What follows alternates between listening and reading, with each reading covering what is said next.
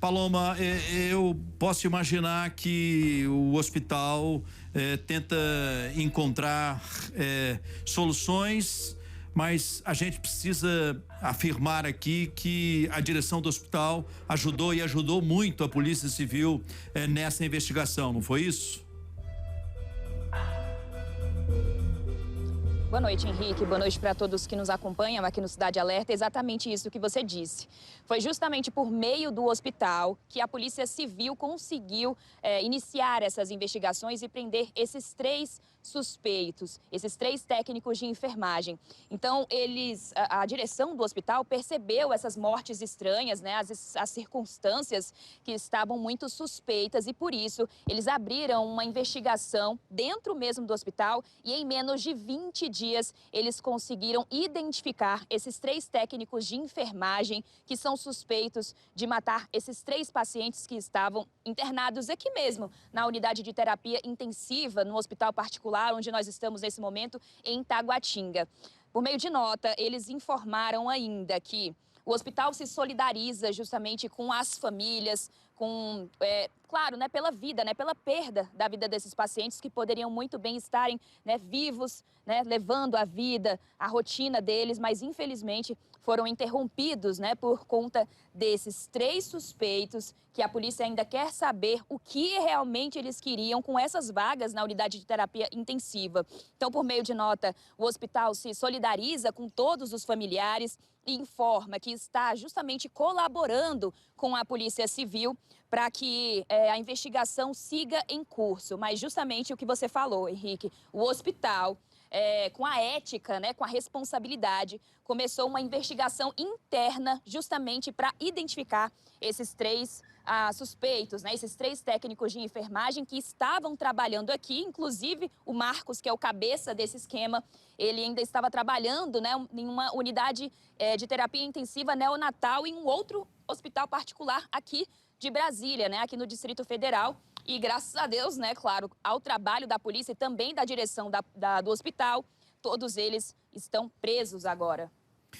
Nós recebemos, eu vou pedir para o Clóvis posicionar aí, se não for possível agora, Clóvis, não combinei nada com você, não tem problema, se prepara para daqui a alguns minutinhos. Nós recebemos um áudio de uma testemunha que acompanhou essa movimentação na UTI desses 3 técnicos de enfermagem.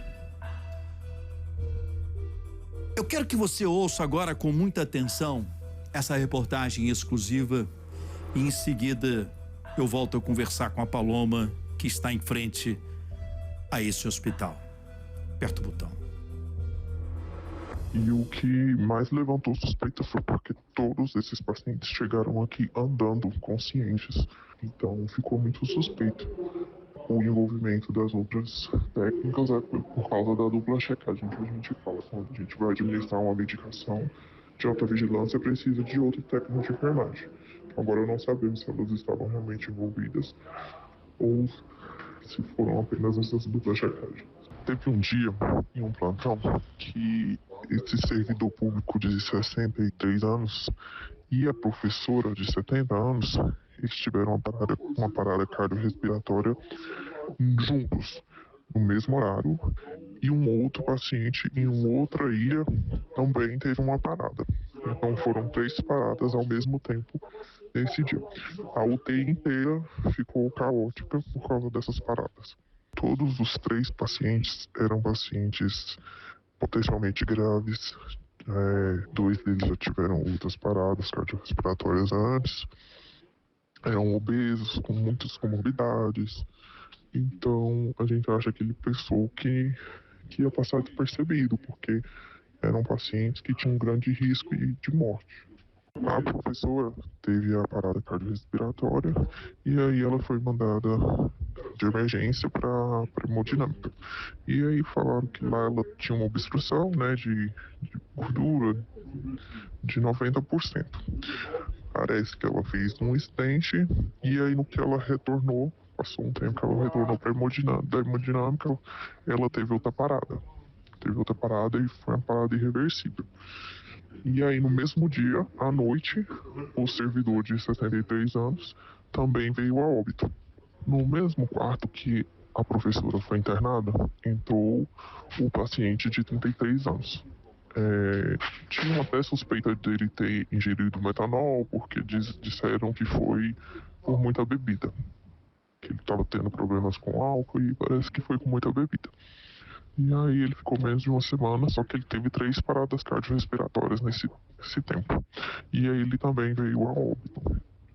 E foram três óbitos inexplicáveis. E aí tiveram várias comissões de óbito, que o pessoal fala, onde participou os médicos, os enfermeiros, e ninguém conseguia achar a causa do óbito, principalmente dessa professora. Foi onde abriram a investigação. Paloma, com essa reportagem exclusiva, fica claro que os 3 agiam ordenados, integrados nessa ação criminosa, não é? Isso é realmente impressionante. Agora, tinha as câmeras de segurança, não é, Paloma, que filmaram em muitos momentos a ação desses 3. E um detalhe chama demais a atenção, não é, Paloma? Alguns deles, em alguns momentos, vendo o caos formado nessa UTI, iam lá para ajudar, né? Ajudar as pessoas em desespero para salvar aquele paciente, né?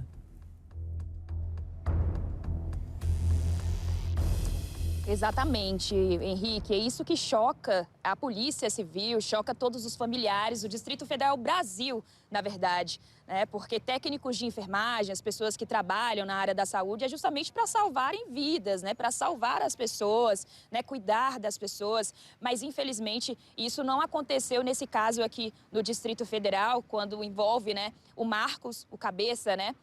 E essas outras 2 técnicas de enfermagem que o ajudavam, aplicando essas injeções com altas doses de medicações, inclusive aplicando também produtos químicos nesses pacientes. Então, isso fica muito claro que eles queriam matar esses pacientes e não salvar a vida, mas, claro, a Polícia Civil está investigando esse caso para saber se existem outras vítimas, para saber o histórico desses 3 técnicos de enfermagem que atuavam há algum tempo aqui no Distrito Federal.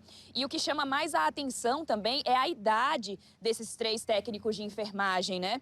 Olha só, o Marcos Vinícius Silva Barbosa de Araújo tem apenas 24 anos e ele foi preso no dia 12 de janeiro deste mês.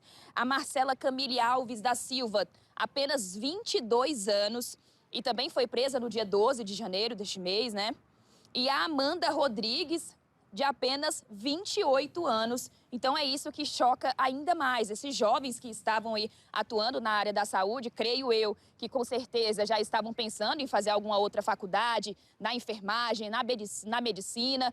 Imagina só a gente ter esses tipos de profissionais trabalhando, né, cuidando de pessoas aqui no Distrito Federal. E a polícia quer saber o que realmente aconteceu, por que eles estavam matando essas pessoas, essas 3 vítimas que morreram na unidade de terapia intensiva, o que eles estavam querendo, se realmente eles estavam vendendo vagas na unidade de terapia intensiva, porque a gente sabe que há poucas vagas, né, no Sistema Único de Saúde, no SUS. Então, isso, claro, deve ter crescido o olho deles, enfim, os olhos, né, na verdade, crescido ali, ficaram com vontade de ganhar dinheiro, mas à custa da vida de outras pessoas que estavam internadas e tentando lutar para viver.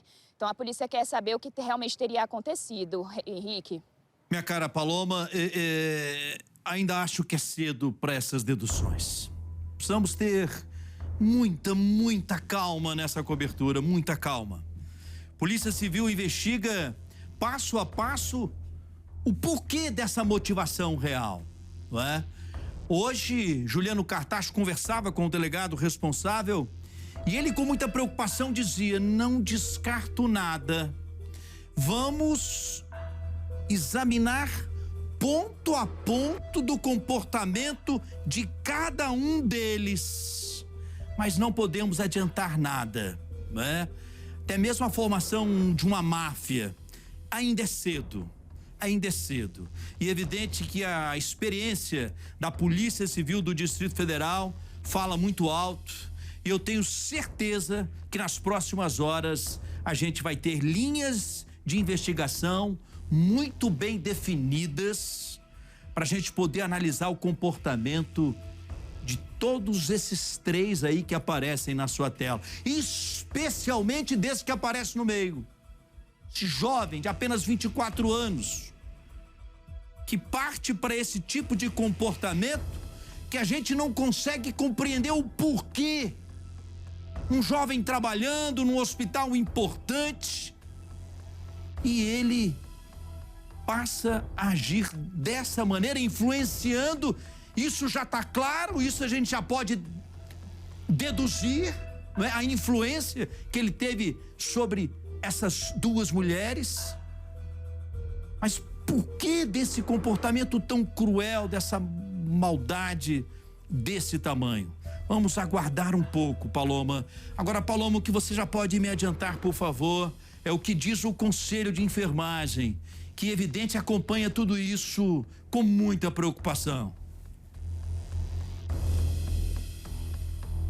Com certeza, Henrique. O Conselho Regional de Enfermagem daqui do Distrito Federal informou para a gente por meio de nota que tomou conhecimento desses fatos por meio da imprensa e que diante da gravidade, né, dessas informações divulgadas, o Corém esclarece que está acompanhando o caso, está adotando as medidas cabíveis, claro, ajudando também a Polícia Civil nas investigações, e o Conselho também se solidariza com as famílias que perderam esses 3 pacientes que estavam internados, né, na unidade de terapia intensiva e, claro, estão aí ajudando a Polícia Civil daqui do Distrito Federal para desvendar justamente esse mistério, para saber o que de fato teria acontecido nesse hospital onde nós estamos nesse momento em Taguatinga, Henrique.